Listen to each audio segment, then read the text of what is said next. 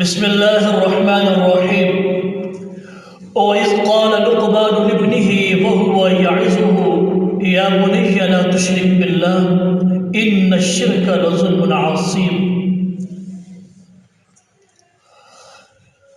ہر قسم کی حمد و ثنا اللہ وحدہ لا شریک کی ذات کے لیے ہے. بے حد و حساب لا تعداد درود و سلام ہو امام الانبیاء سید الانبیاء جناب محمد مصطفیٰ احمد مجتبی صلی اللہ علیہ وعلا آلہ واصحابہ وذریتہ وبارک وسلم تسلیما کثیرا کثیرا کی ذات اقدس طاہر مطہر منور پر.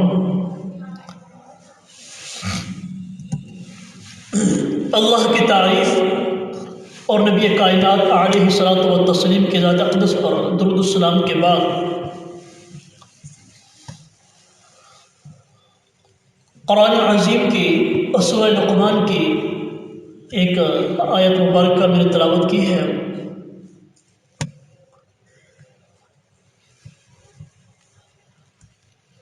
حضرت لقمان علیہ الصلوۃ والتسلیم اپنے بیٹے کی تربیت کرتے ہوئے، اپنی اولاد کی تربیت کرتے ہوئے، آج کی جو ہمارا موضوع ہے اولاد کی تربیت کیسے کریں.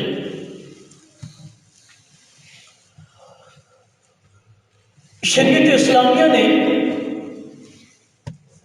ہمیں یہ بڑی اچھی طرح تعلیم دی ہے کہ اپنی اولاد کی تربیت کس انداز میں کی جائے. اولاد کا بگڑ جانا، والدین کا نافرمان ہو جانا، والدین کی بات کو ایکسیپٹ نہ کرنا، ان کی بات کو نہ ماننا، معاشرے کے اندر والدین کے لیے بے عزتی کا سبب بننا، اس کی سب سے بڑی وجہ یہ ہوتی ہے کہ بچپن کے اندر والدین اپنی ذمہ داریاں ادا نہیں کرتے. اگرچہ معاشرے کے اثر رسوخ جو ہیں وہ بھی غالب آتے ہیں، دوستانہ صحبت جو ہوتی ہے وہ بھی غالب آتی ہے، لیکن جو سب سے بڑی وجہ امام ابن قیم رحمہ اللہ نے لکھی ہے کہ اولاد کا بگڑ جانا، والدین کا نافرمان ہو جانا، اس کی سب سے بڑی وجہ یہ ہے کہ بچپن کے اندر والدین اپنی ذمہ داریاں نہیں نبھاتے. اولاد کی تربیت صحیح نہیں کرتے. والدین کی ذمہ داریاں بچے کی پیدائش سے ہی شروع ہو جاتی ہیں.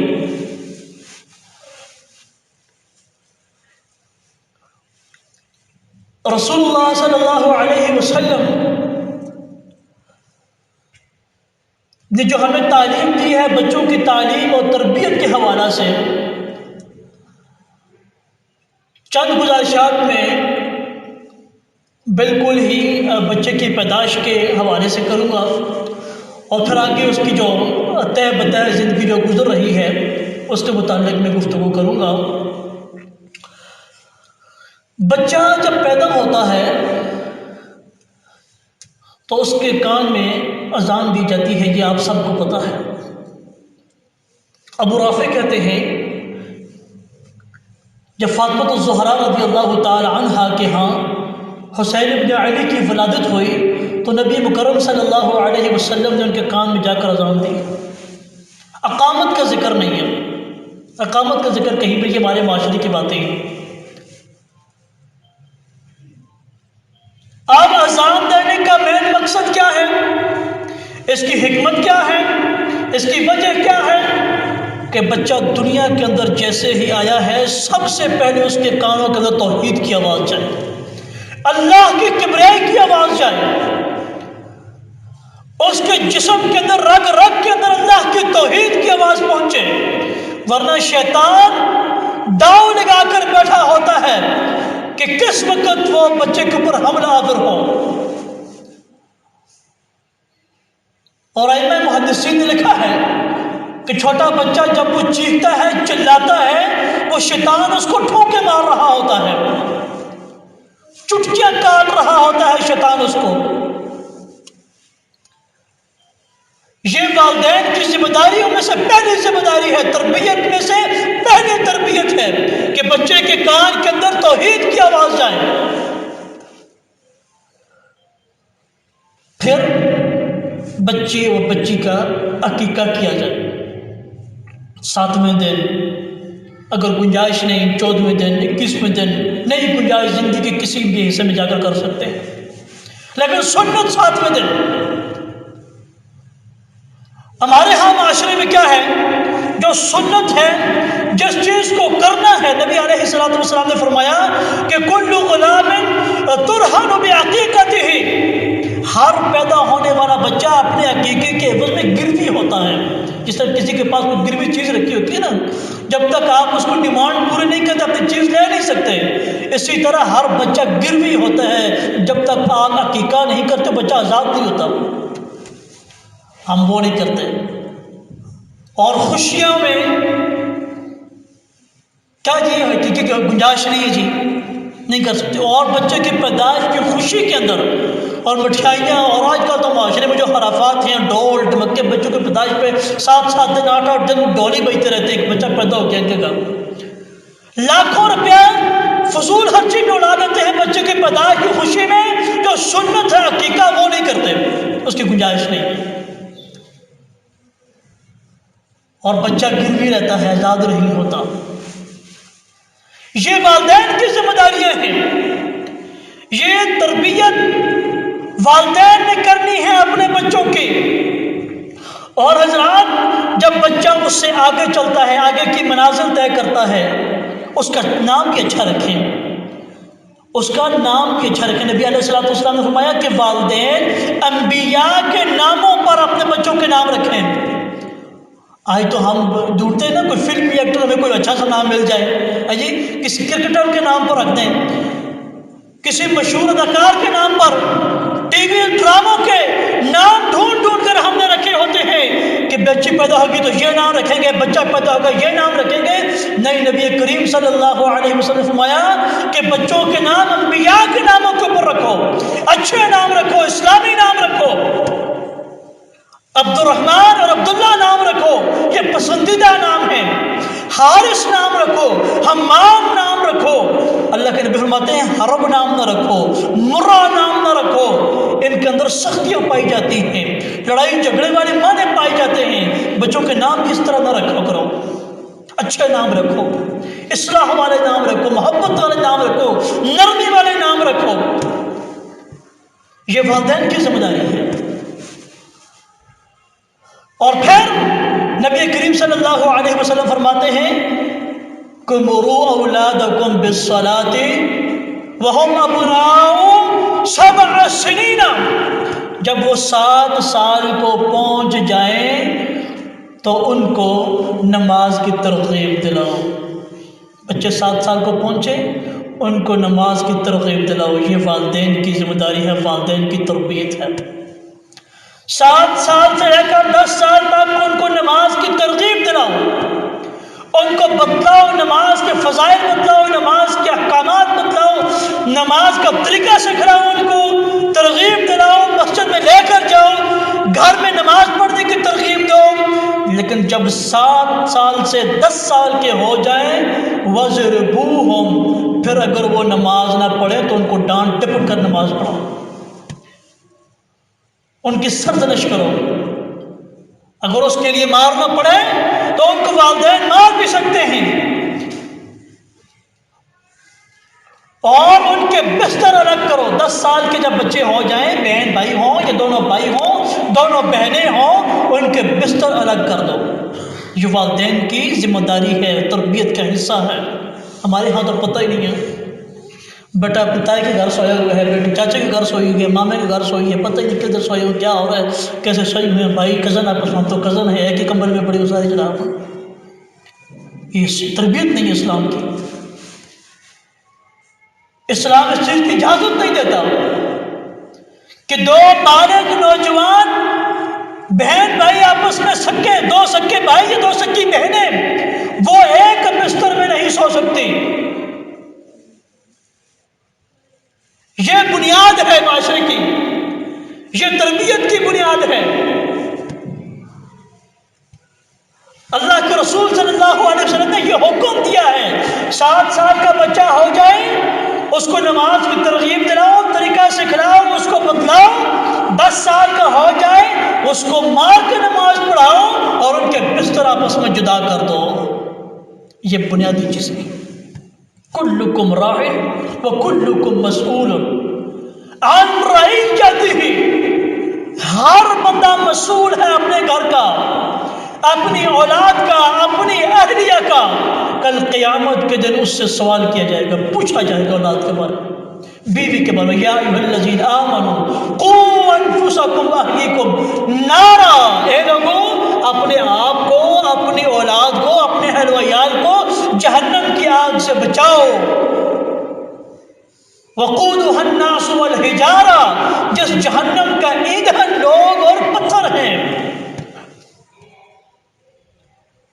یہ مرد کی ذمہ داری ہے، باپ کی ذمہ داری ہے، خامند کی ذمہ داری ہے۔ وہ اگر بیوی اس کو ایسی نہیں ملی جو تعلیم یافتہ ہو، جو تربیت یافتہ ہو، جو شریعت کو سمجھتی ہو، تو خامند کی ذمہ داری ہے وہ اپنی بیوی کے لیے دینی تعلیم کا بندوبست کرے۔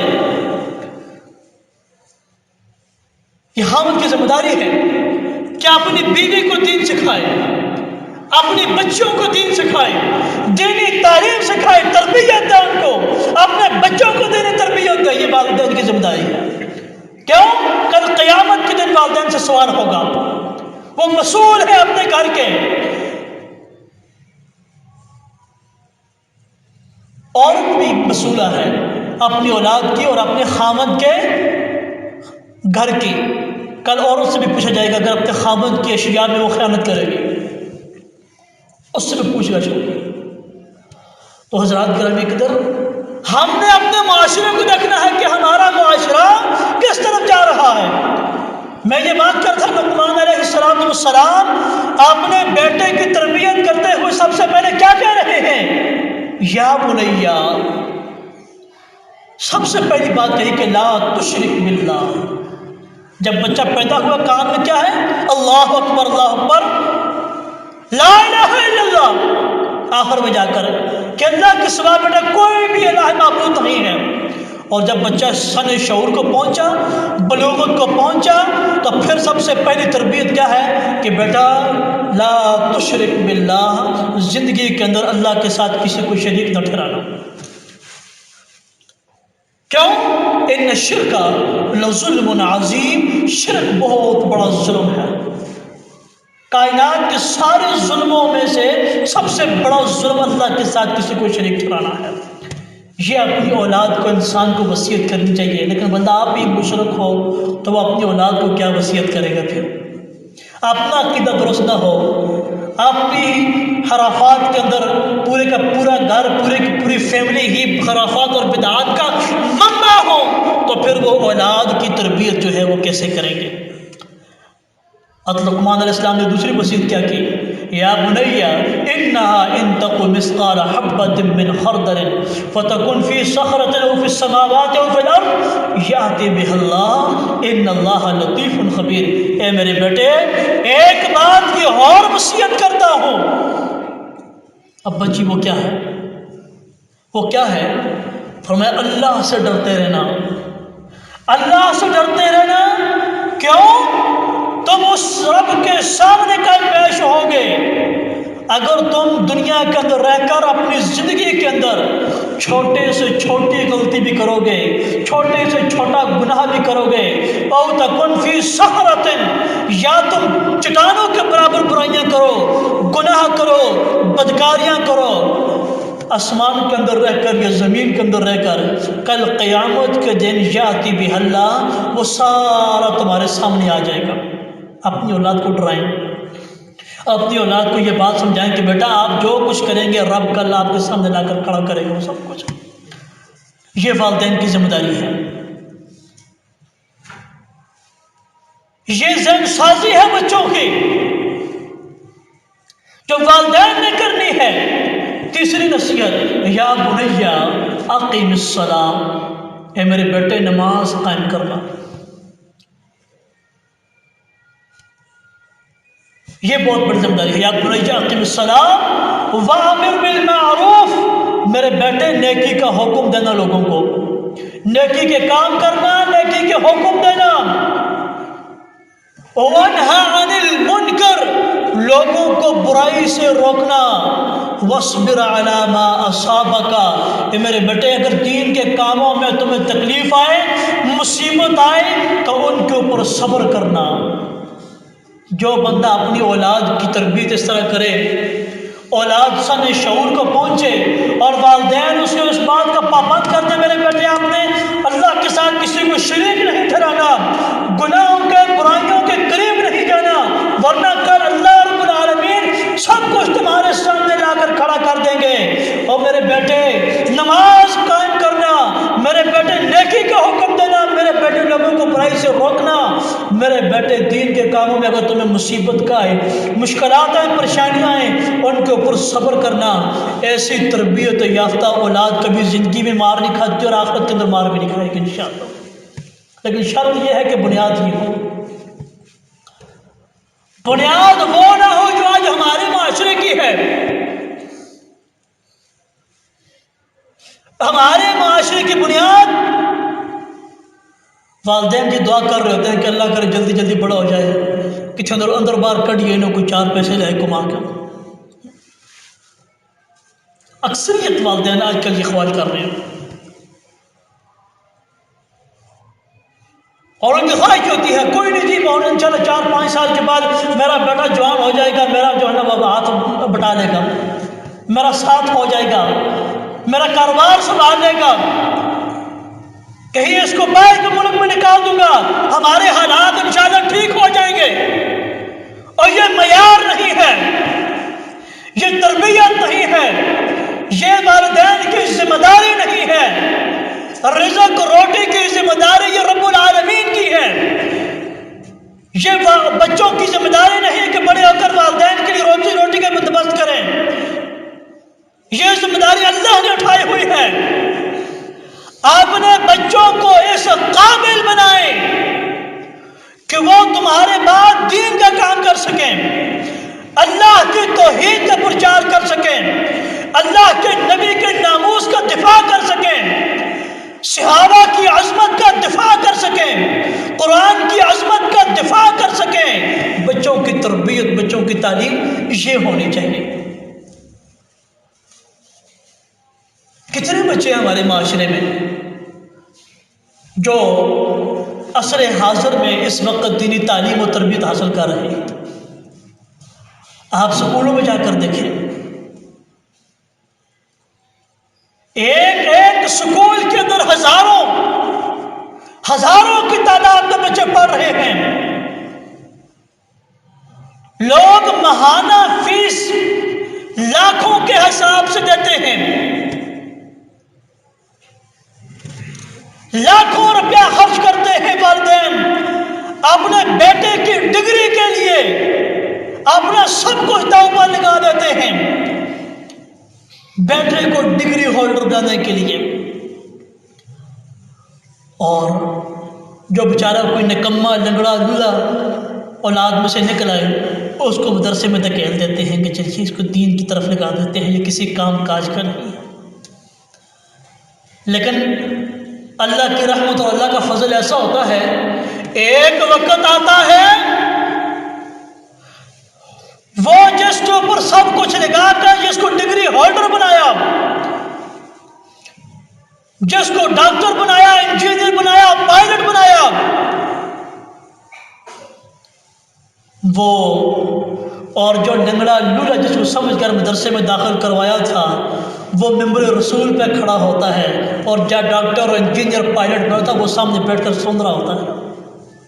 یہ اللہ کی دین ہے، یہ اسلام ہے، یہ دینی تعلیم ہے. اتنا بڑا فرق ہے، اتنا بڑا فرق ہے کہ ایک بیچارہ پوری زندگی مفت میں مدرسے کی روٹیاں کھاتا رہا، صدقات خیرات زکوٰۃ کھا کے بیچارہ دین حاصل کرتا رہا، اور ایک بچہ کے والدین نے اپنی پوری زندگی کی جائیداد جمع پونجی اس کے اوپر لگا کر اس کو ڈگری ہولڈر بنایا، لیکن کل جب باپ مر گیا بیچارہ تو وہ لنگڑا لولا کھڑا ہو کر ماں باپ کے دعا کر رہا ہے، اس بیچارے کو پیچھے سورۃ فاتحہ بھی نہیں آتی۔ یہ تو فرق ہے تربیت کا، تعلیم کا۔ ہمیں سوچنا ہے کہ ہم نے اپنے بچوں کی تعلیم اور تربیت کس انداز میں کرنی ہے، اپنے بچوں کو کیا بنانا ہے، کیا ذہن سازی کرنی ہے۔ ہر والدین نے اپنی زندگی کے اندر اپنے بچوں کے مستقبل کے لیے ایک لائحہ عمل تیار کیا ہوتا ہے، ایک فریم بنائی ہوتی ہے، ایک ٹائم ٹیبل بنایا ہوتا ہے، ایک نظام ترتیب دیا ہوتا ہے کہ میں اپنے بچوں کی اس انداز میں پرورش کروں گا، اس انداز میں بچوں کو تعلیم دوں گا، یہ اپنے بچوں کو بناؤں گا، اس ادارے میں بھیجوں گا۔ لیکن حضرات اپنی سوچ کو مثبت بنائیے، اپنی سوچ کو مثبت بنائیں، اپنی سوچ کو آخرت کی فکر بنائیں، آخرت کی سوچ بنائیں کہ جو آپ کی سوچ ایسی ہو کہ آپ کا بچہ آپ کے لیے دنیا کے اندر بھی عزت کا باعث بنے اور آخرت کے اندر بھی آپ کے لیے سرخرو کا سبب بنے، شرف کا سبب بنے، عزت کا سبب بنے۔ یہ والدین کی ذمہ داری ہے کہ وہ دنیا کے اندر اپنے اولاد کی اس طرح سے تربیت کر کے جائیں۔ تو یہ جو لقمان علیہ السلام نے تربیت کی ہے اپنے بچے کی، یہ جو 5-6 باتیں موٹی موٹی میں نے بتائی ہیں، اگر ہم انہیں چیزوں کی بنیاد پر اپنی اولاد کی تربیت کرنا شروع کر دیں تو حضرات ہمارے معاشرے میں انقلاب آ جائے، ہمارے گھروں میں انقلاب آ جائے، ہماری اولاد میں انقلاب آ جائے، اور ہماری اولاد کی وجہ سے، ہماری اولاد کو دیکھ کر لوگ اپنی اولاد کی تربیت بھی اس طرح کرنی شروع کر دیں، پھر سمجھ جائیں کہ ہم نے اپنے بچوں کی تربیت میں حق جو ہے وہ ادا کر دیا ہے۔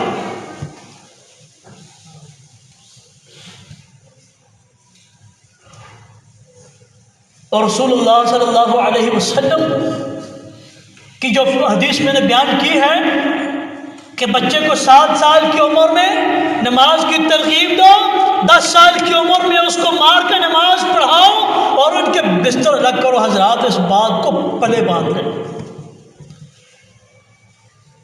اس بات کو پلے باندھ لیں، اولاد کی تربیت میں کوئی کسر نہ چھوڑے اللہ کی قسم، ورنہ کل قیامت کے دن آپ جنت کے دروازے پہ کھڑے ہوں گے، آپ کی یہ اولاد آپ کو پکڑ کر گھسیٹ کر پیچھے لے آئے گی۔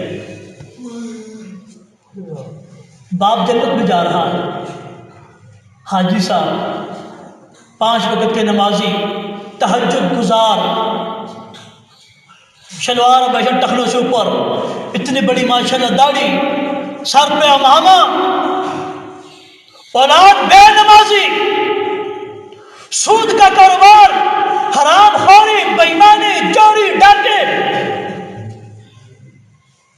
کبھی تہجد کے ٹائم اٹھے ہیں، یہ نہیں کہا میرے بیٹے اٹھو تم بھی نماز پڑھو، بیٹی بے پردہ معاشرے میں پھر رہی ہے، لوگوں کے مخلوط ماحول محفلوں مجلسوں میں گھوم رہی ہے، باپ زمانے کا حاجی ہے، باپ زمانے کا نمازی ہے،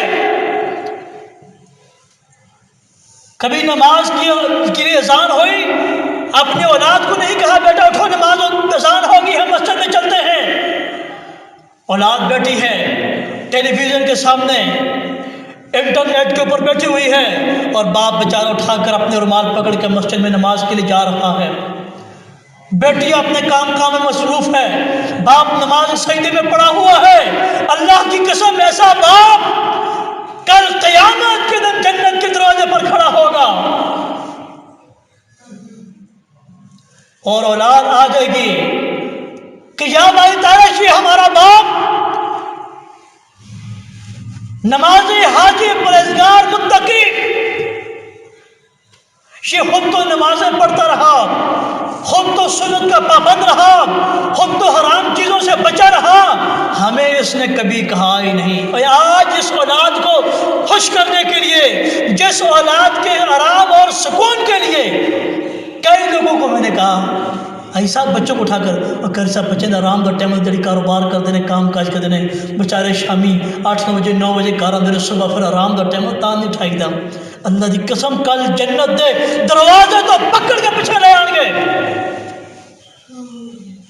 آج ہم ان کے سکون کا ان کے آرام کا خیال کر رہے ہیں، وہ کل جنت کے دروازے پر یہ خیال نہیں کریں گے چلے جانے دیں یہ ہمارا باپ ہے. وہ پکڑ کر لیں گے یا اللہ یہ ہمارا باپ تھا، اس کی ذمہ داری تھی کہ ہمیں بھی نماز کے لیے بلاتا. یا بیٹیاں آئیں گے اللہ ہمارا باپ تھا، اس کی ذمہ داری تھی یہ ہمیں پردے کے احکامات بتاتا، یہ ہماری تربیت کرتا، ہمارے نماز سکھلاتا، ہمیں تمہاری اچھی تعلیم دیتا، دینی تعلیم سکھاتا. اللہ ہمارا کیا قصور ہے؟ یہ تو باپ کی ذمہ داری تھی جو اپنے اعمال تو کر کر جنت میں جا رہا ہے اور ہم اللہ کی قسم وہ ساری نیکیاں اولاد لے کر جنت میں چلی جائے گی، باپ جہنم میں چلا جائے گا، جہنم میں چلا جائے گا.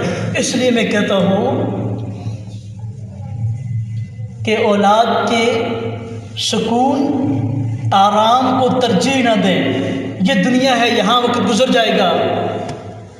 اگر 10 منٹ جاگ بھی لیں گے وقت گزر جائے گا، تکلیف بھی پہنچے گی وقت گزر جائے گا. لیکن کل جب آپ کو جنت کے دروازے سے کھینچ کر لائیں گے پھر یہ وقت ہاتھ نہیں آئے گا، پھر پچھتائیں گے، پھر موقع نہیں ملے گا. اللہ کی قسم امام ابن قیم کہتے ہیں کہ جب تک والدین اپنی اولاد کے لیے نمونہ نہیں بنیں گے، اولاد کی جتنی مرضی تربیت منہ سے کہتے رہیں وہ نہیں ہو سکتی. آپ اپنی اولاد کو دن میں 1000 مرتبہ کہیں بیٹا جاؤ مسجد میں نماز پڑھو، اگر آپ خود نہیں آئیں گے اللہ کی قسم پوری زندگی آپ کی اولاد مسجد میں نہیں آئے گی. یہ کیسے بہت مشاہدے ہیں. آپ اولاد اذان ہو بیڈ کے اوپر لیٹا ہوا ہو اور اولاد کو کہے بیٹا جا کے مسجد میں نماز پڑھ کے، یہ ہو ہی نہیں سکتا. وہ بھی آ کر باہر سے کھیل کود کے واپس چلیں گے بابا پڑھ کے آ گئے، انہیں جہو جہ منہ ہے وہی چپیڑ ہو نہیں سکتا. ماڈل بنے اپنی اولاد کے لیے، نمونہ بنے. نبی کریم صلی اللہ علیہ وسلم نے یہ کیوں فرمایا تھا کہ فرائض جو ہیں مسجد میں جا کر ادا کرو اور سنتے گھروں میں آ کر پڑھو؟ اس کی حکمت بیان کی ہے محدثین نے. ایک تو اس کے اللہ کے نبی نے فرمایا کہ گھروں کے اندر خیر و برکت نازل ہوگی. آپ گھروں میں آ کر نماز پڑھیں گے، نوافل پڑھیں گے، سنتے پڑھیں گے. فرض نماز نہیں ہوتی گھروں میں، فرض نماز جتنی مرضی آپ گھروں میں پڑھتے رہے نہیں ہوتی. آپ اپنا وقت بھی ضائع کر رہے ہیں، اپنے بچوں کا بھی کر رہے نہیں ہوتی. اور نوافل گھر میں جا کر پڑھیں، سنتے گھر میں جا کر پڑھیں. کیوں؟ ایک تو گھر میں خیر و برکت نازل ہوگی، دوسرا آپ کے بچے آپ کو دیکھیں گے نماز پڑھتے ہوئے، وہ آپ کے ساتھ پڑھیں گے، وہ نماز کا طریقہ سیکھیں گے. آپ بچے ہوتے ہیں نا، بچے یہاں بھی اکثر دادا کے ساتھ پاپا کے ساتھ آتے ہیں تو یہاں پر بھی آ کر جب سجدے میں جاتے ہیں بچے ساتھ سجدے میں چلے جاتے ہیں، اور رکوع میں جاتے ہیں بچے ساتھ رکوع میں چلے جاتے ہیں. جیسے والدین کرتے ہیں بچے ایسے کرتے ہیں. یہ تربیت ہے، یہ نمونہ. اپنے والدین جو ہے اپنے بچوں کے لیے نمونہ بنے. اور کیا فائدہ؟ میں تو کبھی کبھی یہ سوچتا ہوں، بڑی حیرانگی بھی ہوتی ہے اور بڑی پریشانی کا سبب بھی یہ بات بنتی ہے کہ دیکھیں ایک بندے کی خواہش ہے کہ میرا بچہ جو ہے وہ انجینئر بن جائے، پائلٹ بن جائے، ڈاکٹر بن جائے، یہ پروفیسر بن جائے، لیکچرار بن جائے. اور اللہ کی قسم میرے بھائیوں دوستوں وہ سارا کچھ بن جائے، دنیا کی ساری ڈگریاں اس کو مل جائیں، اور جب باپ کل دنیا سے رخصت ہو، باپ فوت ہو جائے اور بیٹے کے حصے میں اربوں روپے کی جائیداد بھی آئے، لیکن وہ بیٹا اگر اس کو اپنے باپ کو غسل دینے کا طریقہ نہ آتا ہو، اللہ اکبر، وہ کیا اس بندے کی کیا قسمت ہوگی. اس نوجوان کو اپنے باپ کی مغفرت کے لیے دعائیں نہ آتی ہوں، اپنے باپ کو وہ جنازہ نہ پڑھا سکتا ہو، وہ اپنے باپ کی میت کے پیچھے کھڑا ہو کر جنازے کی دعائیں نہ پڑھ سکتا ہو، اور اس انجینئر کا، اس پائلٹ کا، اس ڈاکٹر کا، اس کی ڈگریوں کا میرے بھائیوں کیا فائدہ؟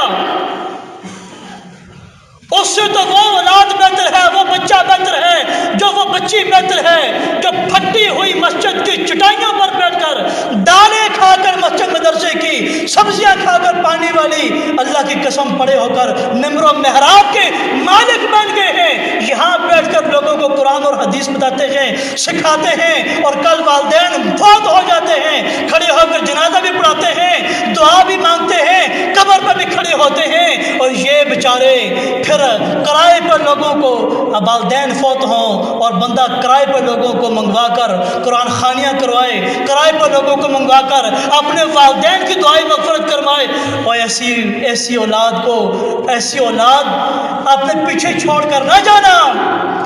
اپنے پیچھے میرے بھائیوں، دوستوں، بزرگوں، ایسی اولاد نہ چھوڑ کر جانا کہ جو ڈگریوں کے بوجھ اپنے کندھوں پہ اٹھائے ہوئے ہو، لیکن آپ کے پیچھے رب ارحمہما کما یربیانی صغیرہ بھی نہ اس کو آتا ہو، اس کو اللہم اغفر لحینا و میتنا بھی نہ آتا ہو۔ ایسی اولاد اپنے پیچھے چھوڑ کر نہ جانا، اپنی اولاد کے ساتھ ایسا ظلم نہ کرنا، اپنے ساتھ بھی ایسا ظلم نہ کرنا، اپنی زندگی کے ساتھ ایسا ظلم نہ کرنا۔ رسول اللہ صلی اللہ علیہ وسلم نے فرمایا کہ جب انسان مر جاتا ہے، دنیا سے چلا جاتا ہے، اس کے عمل کرنے کے جتنے بھی ذرائع ہوتے ہیں وہ بند ہو جاتے ہیں، ختم ہو جاتے ہیں، وہ نیکی کا پھر کوئی کام نہیں کر سکتا الا ثلاثن، پھر بھی 3 چیزیں ایسی ہیں جن کا ثواب اس کو مرنے کے بعد بھی پہنچتا ہے، ان میں سے او ولد صالح، اور نیک اولاد ہے۔ نیک اولاد جو بھی نیک عمل کرے گی، والدین مر گئے ہیں ان کو پھر بھی ثواب ملتا رہے گا۔